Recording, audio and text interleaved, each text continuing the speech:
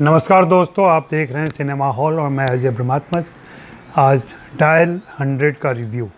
Dial 100 G5 पर stream हो रही है और इसमें मनोज बाजपेयी, साक्षी तंवर और नीना गुप्ता मुख्य भूमिकाओं में हैं।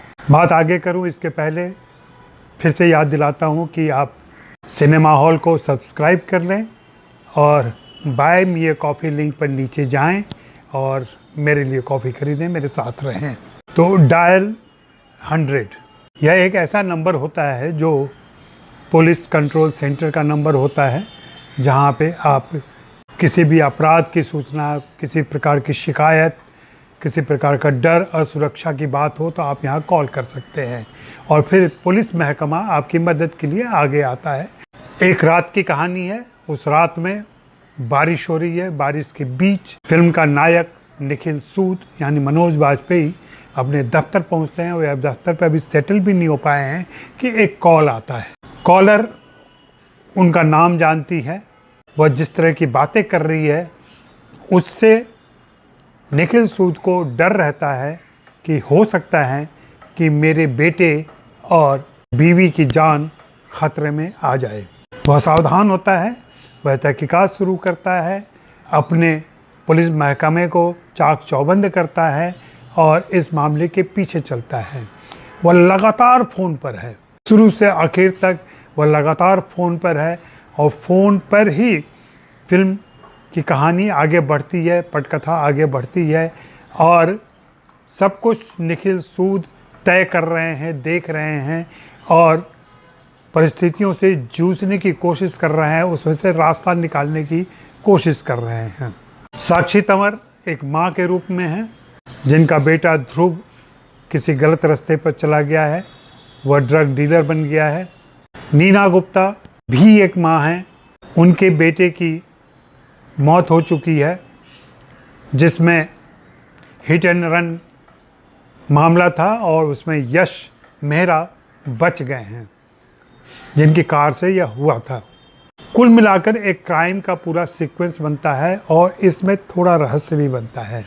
इसी रहस्य को सुलझाने की कोशिश में पूरी फिल्म आगे बढ़ती है और धीरे धीरे जब भेद खुलने शुरू होते हैं तो हमें पता चलता है कि कुछ ऐसे वाजिब कारण थे जिसकी वजह से नीना गुप्ता, साक्षी तंवर और मनोज बाजपेयी एक त्रिकोण में फंसे हुए हैं और उस त्रिकोण के केंद्र में उनका बेटा है।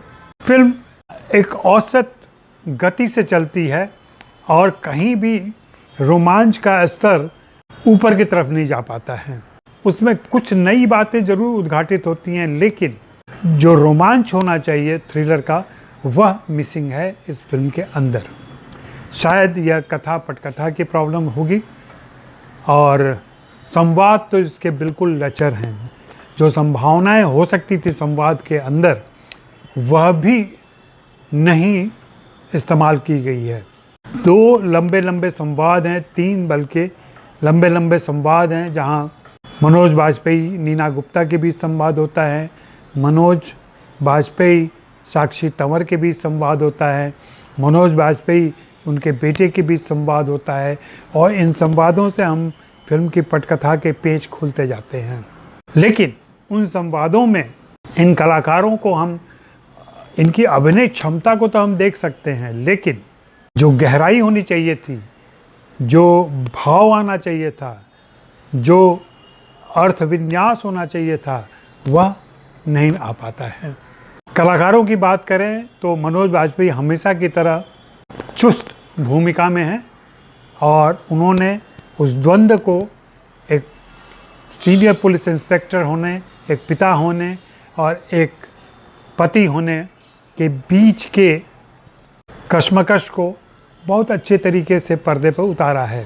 बेटे और बीवी को बचाना भी है और यह भी महसूस है उनको कि जो कुछ हुआ है वो सही नहीं हुआ है।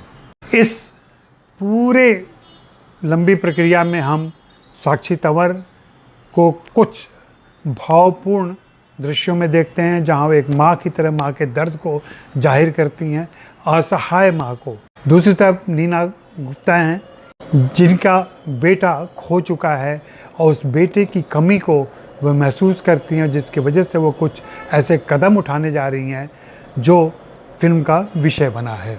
चूँकि घटनाओं की बात करने पर या उन मुख्य मोड़ों की बात करने पर फिल्म उद्घाटित हो जाएगी, इसलिए बेहतर होगा कि आप फिल्म देखें। परफॉर्मेंस के हिसाब से नीना गुप्ता ज़रूर कमज़ोर हैं। उन्हें जिस तरह की चैलेंजिंग भूमिका मिली थी उसमें और बेहतर प्रदर्शन किया जा सकता था। साक्षी तंवर की बहुत सीमित भूमिका है और उनको जो दृश्य मिले हैं, खास करके आखिरी दृश्य, वहाँ जब सिर्फ उनकी रुलाई फूटती है वहाँ उनको देखा जा सकता है। ऐसे ही मनोज बाजपेयी को शुरू के दृश्य में जब सिर्फ नीना गुप्ता बोल रही हैं और वो सुन रहे हैं और उनके चेहरे पर भाव आ जा रहे हैं, यहाँ दोनों कलाकारों की बात करनी होगी कि नीना गुप्ता अपने एक्सप्रेशन में, जहाँ उनका चेहरा नहीं दिख रहा है, सिर्फ संवाद अदायगी आ रही है, और दूसरी तरफ मनोज बाजपेयी हैं जिनका सिर्फ चेहरा दिख रहा है, वो कुछ बोल नहीं रहे हैं। दोनों ने अपनी इस जिम्मेदारी को फिल्म के कथानक के अनुसार अच्छी तरीके से निभाया है। आप बताएं यह फिल्म आपको कैसी लगी और अपनी राय दें। मैं आपकी राय भी जानना चाहूँगा। शुक्रिया, मेहरबानी, धन्यवाद।